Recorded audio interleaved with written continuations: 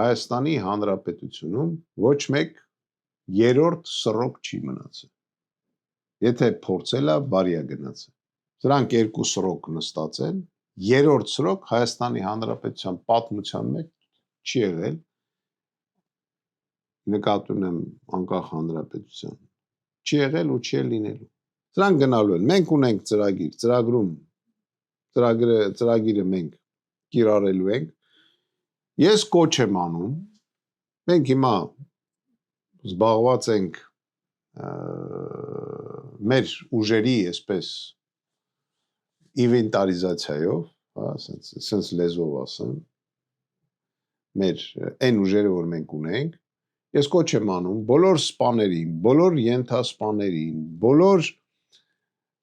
զինծառայողներին, բոլոր մեր ֆիդայիններին, բոլորին ընդգրկվել մեր կուսակցության մեջ եւ մենք միասին գնանք ընտրությունների, այդքան բան։ Իսկ կոնկրետ հայտարարությունները եւ որոշումները ինձ թվում է այս մի քանի օրվա մեջ մենք կանենք եւ դուք կլսեք։ Մեր էտա պետք լինել։ Շնորհակալություն։